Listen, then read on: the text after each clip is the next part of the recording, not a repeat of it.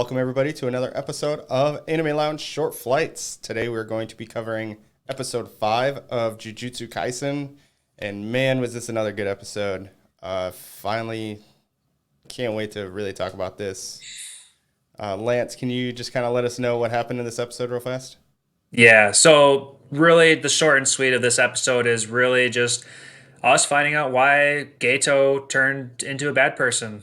So we all saw it coming, and we're just sitting there waiting 5 episodes to get this answer, and we finally got it. Yeah, that's really the meat and the potatoes of this episode, to be Oh completely yeah, honest. I mean, you get a little bit more, but as far as like what happened in this episode, Gato went bad. yeah, yeah.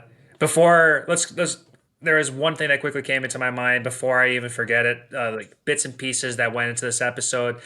There was that one girl that was talking about blonde girl Yuki. She's talking about how sorcerers with zero curse energy were kind of the next step up of like her perfect vision of a world where like uh, the dad Toji was so amazing of a person. You know, he had zero curse energy, yet he had peak levels of power, and he was able to control curses. And they didn't say it, but it was basically a symbiotic. No, it wasn't symbiotic because the curses weren't feeding off of him, but he completely manipulated them how he saw fit. So I wonder if we're gonna get more people like Toji. I would like to see that. So one thing about Toji is he had a heavenly gift, which allowed him to have all of his heightened senses and everything, which Okay. in turn allowed him to be able to see the cursed spirits. So while he didn't have cursed energy, he used essentially all of his senses together and was able to see cursed spirits, and that's huge. Okay. I I mean, think that's a good that's point too. Yeah, because just like what was her name? Like season one, Maki, the one who can't see curse energy, but she has to use curse weapons. Yeah, we got a dude here who has zero curse abilities as well, but he was able to do everything.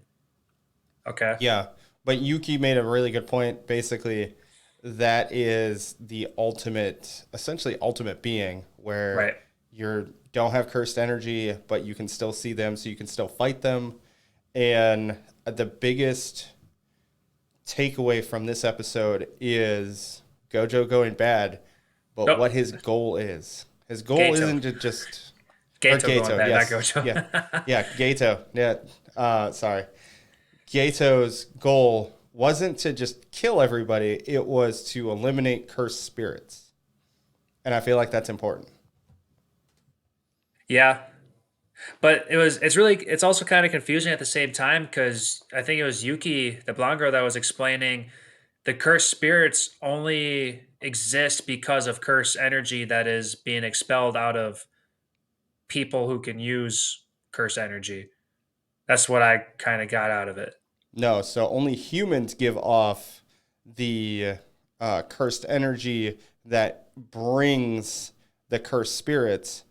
They talk about how sorcerers can use cursed spirit energy, and basically, because they can control it, it's very unlikely for them to produce any cursed spirits. Okay.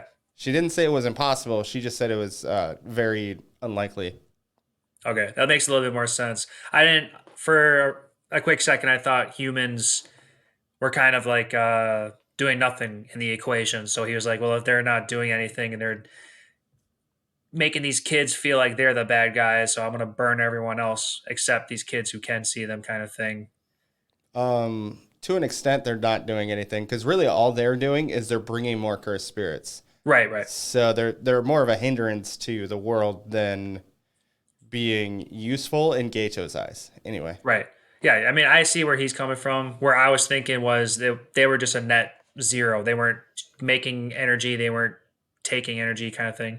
But now you're saying that they do in fact give off the curse energy and make the spirits. So, yeah, yep, I can see his point of view.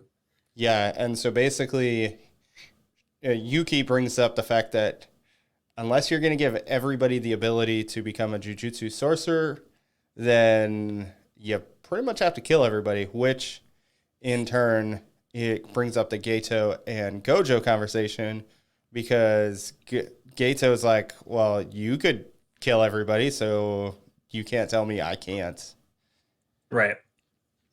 And Yeah, because Gojo can do everything. I liked in the beginning of the episode we saw him practicing more with his red and blue powers, so shows him that he's not fully developed. yep, and still has goals on what he's trying to accomplish. I thought that was really cool and really interesting. Yep. This whole episode was super interesting. I like that it was this whole season hasn't been just action, which is kind of nice. It really emotionally gets you involved and invested in the series, and it's just so there's so many well-rounded characters. You kind of, as you were kind of alluding to, you kind of get what Gato's talking about. Yeah, he's one of those guys that you're like, maybe you're not so bad, but of course, morally, you're terrible.